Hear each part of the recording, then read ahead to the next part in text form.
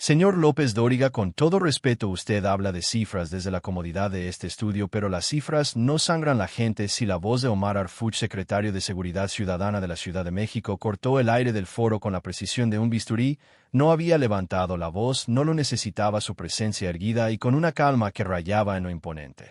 Era suficiente para que cada palabra resonara con una gravedad inusitada. A su lado Carlos Manso, el polémico alcalde de Uruapan.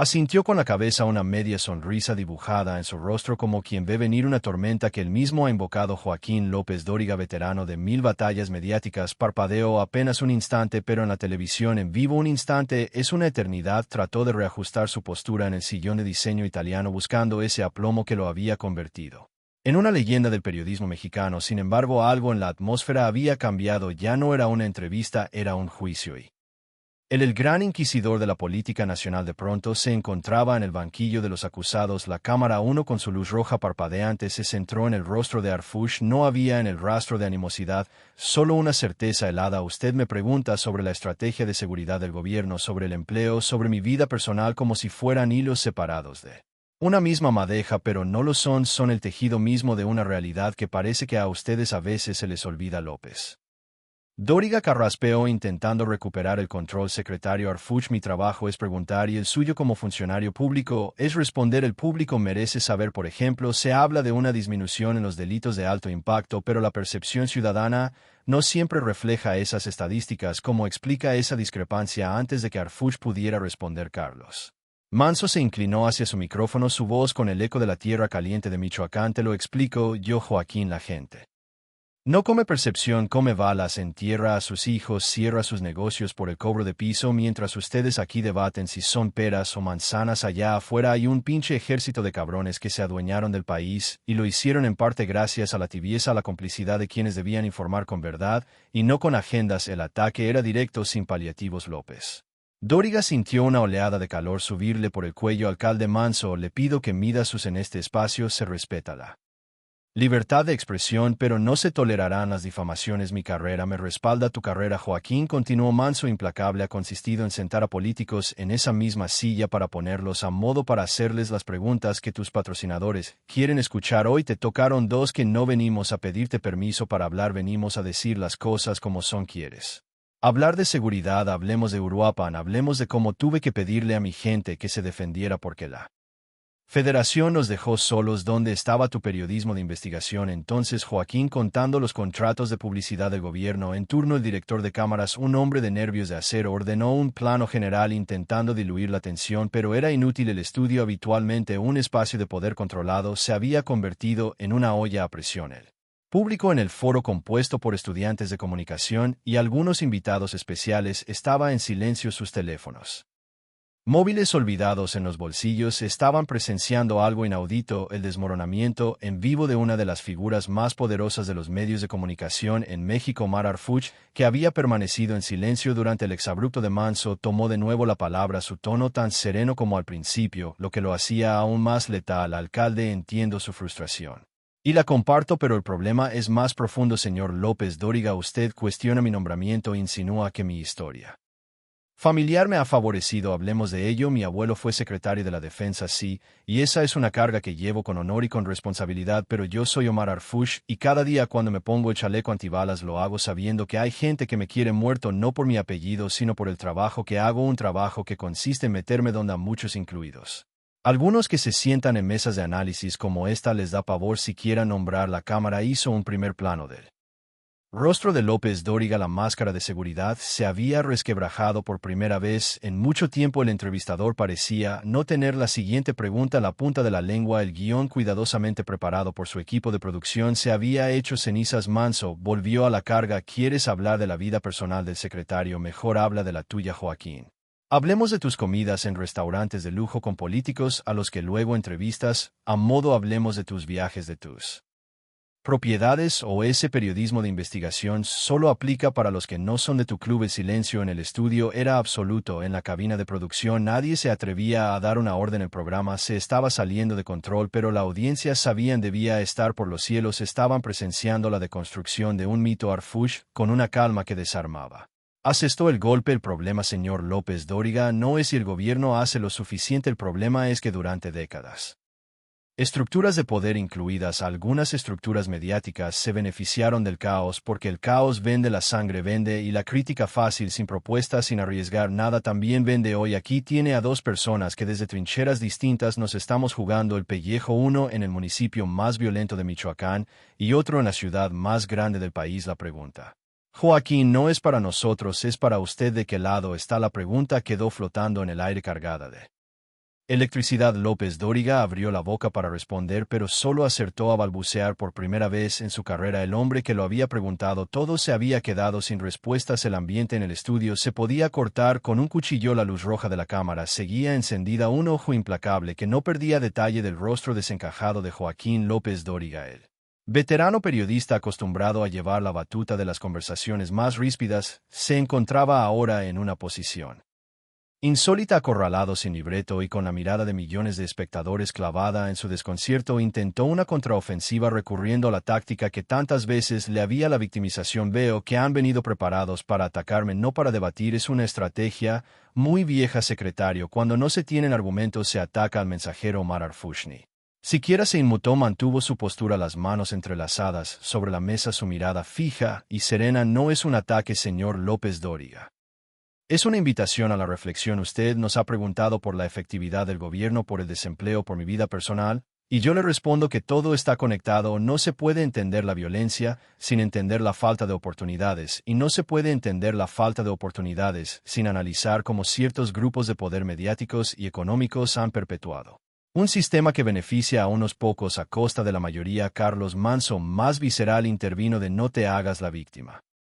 Joaquín, ¿o ya se te olvidó cuando en tu noticiero decías que en Michoacán todo estaba en calma mientras a nosotros nos estaba matando en las calles? ¿Quién te pagaba para decir eso? El gobernador en turno, los empresarios aguacateros, que no querían que se espantara la inversión. Habla Joaquín, que a la gente se le refresque la memoria. López Dóriga, visiblemente alterado, se dirigió al alcalde. Usted está haciendo acusaciones muy graves, sin una sola prueba. Le exijo que se retracte. Pruebas, rió Manso con amargura. Las pruebas están en el panteón de Uruapan, llenas de jóvenes que te creyeron. Las pruebas están en las viudas y los huérfanos que dejó su calma. Mi prueba es mi gente, que tuvo que armarse con lo que pudo para defenderse porque ustedes desde la Ciudad de México decían que todo estaba bien. El director del programa, a través del apuntador, le susurraba a López Dóriga que cambiara de tema, que mandara a un corte con, pero el periodista, en un arrebato de orgullo herido, decidió seguir adelante. Quería demostrar que aún tenía el control. Secretario Arfush, volvamos a usted, dijo intentando ignorar a Manso. Se le acusa de tener un estilo autoritario de mano dura. ¿No cree que esa estrategia a largo plazo puede ser contraproducente y generar más violencia? Arfush asintió lentamente, como si esperara la mire. Señor López Dóriga, yo creo en el Estado de Derecho, creo en la justicia y en los procesos, pero también creo que el Estado tiene el monopolio de la fuerza, y cuando ese monopolio se ve desafiado por organizaciones criminales que asesinan, secuestran y extorsionan a la población, el Estado tiene la obligación de responder con contundencia. No se puede dialogar con quien te apunta con un rifle de asalto a la violencia irracional. Se le combate con la fuerza legítima del Estado, y eso no es autoritarismo, es responsabilidad.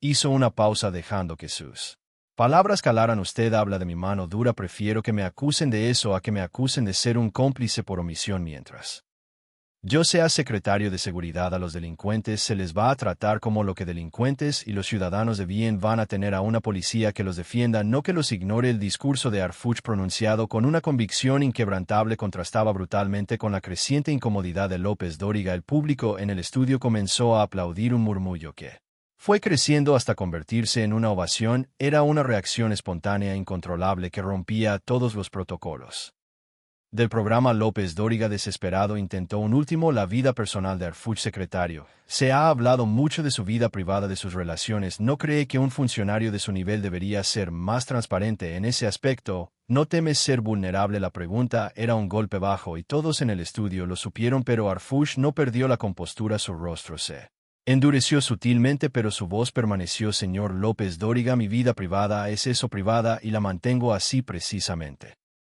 Para no ser vulnerable, los que me atacan, los que intentaron matarme, no lo hicieron por un chisme de revista, lo hicieron porque les estorbamos, porque les quitamos el negocio, y si creen que van a detenerme hurgando mi vida personal, es que no han entendido nada. Mi único compromiso es con mi trabajo y con la gente de esta ciudad. Lo demás, con todo respeto, no es de su incumbencia ni de la de nadie más. La respuesta fue tan categórica, tan llena de dignidad, que la pregunta de López Dóriga quedó expuesta como lo que un intento desesperado y ruin de desviar la atención. Carlos Manso no pudo contenerse. Eso, secretario, a ver si así aprende este señor a respetar, porque no le preguntas por su vida personal a los criminales que entrevista Joaquín, no a esos les pones alfombra roja. El caos en el estudio era total, los aplausos se mezclaban con los gritos de fuera.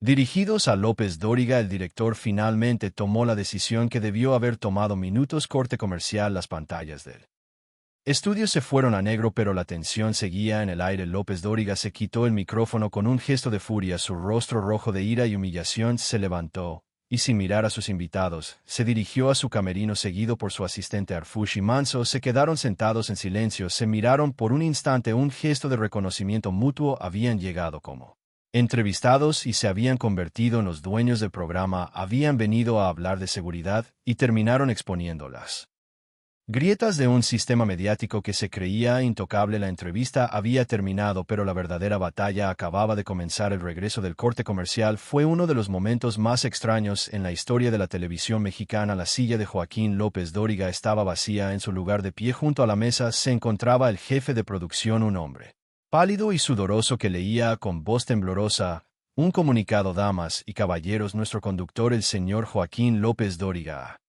sufrido una indisposición y no podrá continuar con nosotros esta noche. Agradecemos su comprensión y continuamos con nuestros invitados, el secretario Omar García Arfush y el alcalde Carlos Manso. La excusa era tan endeble que provocó risas ahogadas en el público del estudio. En las redes sociales, el incendio era ya incontrolable. El hashtag López Dóriga era tendencia mundial. Millones de personas compartían los clips de la entrevista, comentando, debatiendo, celebrando la caída del gigante. Omar Arfush y Carlos Manso, ahora dueños absolutos del espacio, se encontraron en una posición inesperada. El productor, a través de un apuntador, les pidió que continuaran la conversación entre ellos, que llenaran el tiempo que quedaba del programa. No había preguntas, no había guión, solo dos hombres, una cámara y un país entero observando. Arfush, siempre sereno, tomó la iniciativa. Se dirigió directamente a la cámara principal, como si le hablara a cada uno de los televidentes en sus casas. Quiero aprovechar este espacio ya sin intermediarios para hablarles directamente a ustedes. Lo que ha pasado aquí esta noche no es un ataque personal contra un periodista, es la manifestación de un hartazgo de que nos quieran vender una realidad que no existe, un hartazgo de la simulación. Su tono era ahora más íntimo, más personal.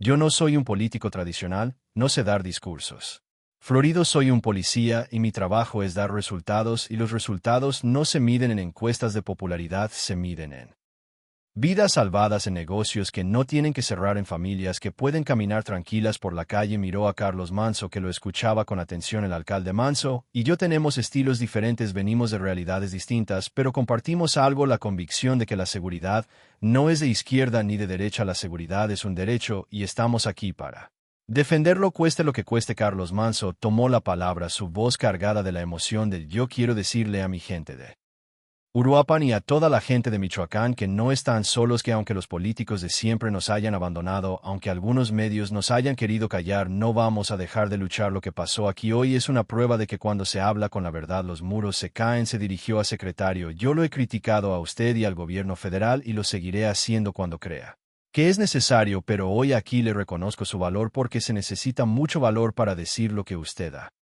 dicho en un espacio como este, y quiero que sepa que en Uruapan tiene un aliado en la lucha contra los criminales, no en la política, en la lucha de a de veras. El diálogo entre los dos hombres, tan distintos en apariencia, fluía con una naturalidad sorprendente. Hablaron de la necesidad de dignificar a la policía, de pagarles mejores salarios, de darles el equipo y la capacitación que necesitan. Hablaron de la importancia de la inteligencia financiera para desmantelar las estructuras criminales, de atacar el lavado de dinero, de ir por los jefes y no solo por los sicarios. Hablaron de la prevención, de la necesidad de rescatar a los jóvenes de las garras del crimen organizado, de ofrecerles educación, deporte, cultura, oportunidades reales de vida. Un joven que empuña un instrumento musical es un joven que no empuñará un arma, dijo Arfush, y la frase resonó en el silencio del estudio. El tiempo del programa se agotaba. El productor les hizo una seña. Manso fue el primero en despedirse. Gracias a todos por escucharnos y recuerden, no tengan miedo porque el día que dejemos de tener miedo, ese día los que van a empezar a temblar son ellos. Harfuch cerró con un mensaje de sobreesperanza.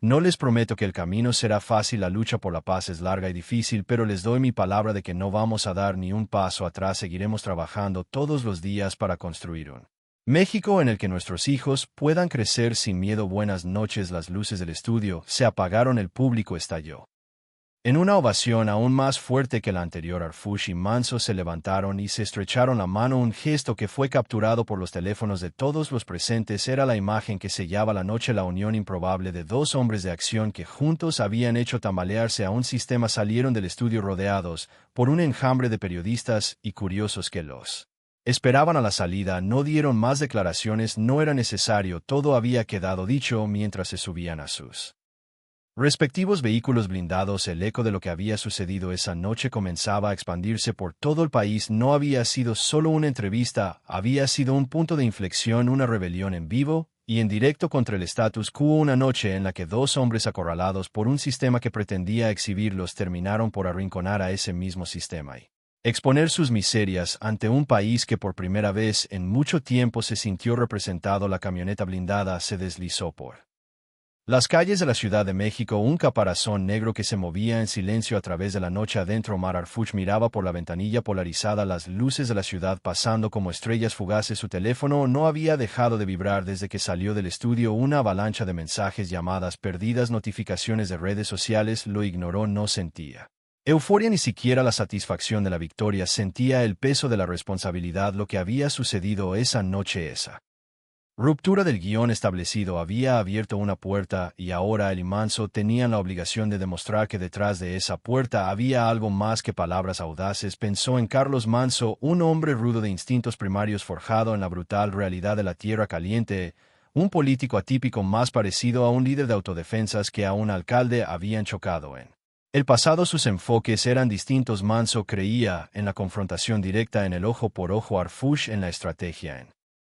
la inteligencia, en desmantelar las organizaciones desde adentro. Pero esa noche en el campo de batalla mediático habían encontrado un enemigo común y en esa lucha se habían reconocido el uno al otro. Mientras tanto, en otro vehículo que se dirigía al aeropuerto, Carlos Manso le dictaba un mensaje a uno de sus colaboradores para que lo publicara en sus redes. Esta noche no ganamos una entrevista, recuperamos un poco de la dignidad que nos han querido robar. La lucha viva Uruapan, viva Michoacán, viva ¡viva México! Estaba eufórico, sentía la adrenalina corriendo por sus venas. Había ido al programa de López Dóriga esperando un combate y se había encontrado con una rendición incondicional. Había olido la debilidad del periodista, su arrogancia, y había atacado sin piedad. Y Harfuch lo había sorprendido. Esperaba a un burócrata frío, a un tecnócrata de escritorio, y se encontró con un hombre de Estado, con un guerrero que bajo su traje de funcionario llevaba las cicatrices de la batalla en él.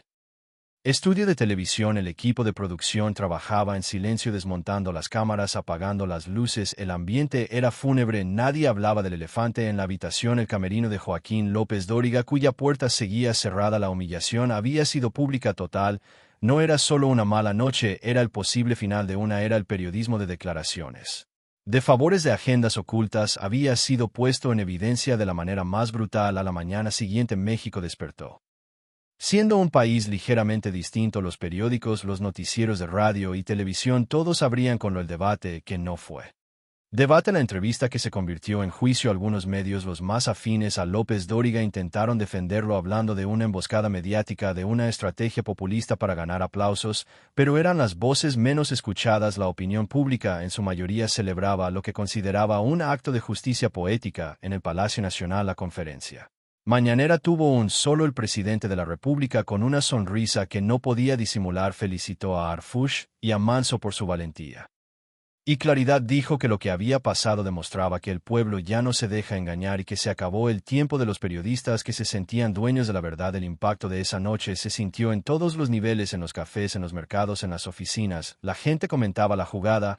se compartían memes, se analizaban las frases, se imitaba el tono sereno de Harfuch y los exabruptos de Manso. Por un momento el país encontró en ellos a dos figuras que, a pesar de sus diferencias, Representaban un anhelo, el de un liderazgo auténtico dispuesto a llamar a las cosas por su nombre y a enfrentar los problemas sin rodeos. La entrevista, que debía ser un ejercicio de control, un episodio más en la larga carrera de un periodista todopoderoso, se había transformado en un catalizador, un evento que sin que nadie lo planeara había sacudido el tablero político y mediático del país. Arfuch y Manso, desde sus respectivas trincheras, sabían que lo más difícil estaba por venir. Ahora los reflectores estarían sobre ellos con una intensidad nunca antes vista. Cada error sería magnificado, cada fracaso celebrado por aquellos a quienes habían desafiado. Pero esa noche, mientras la ciudad dormía y el país procesaba lo que había visto, ambos hombres compartían una misma, habían cruzado una línea, habían demostrado que era posible desafiar al poder y no solo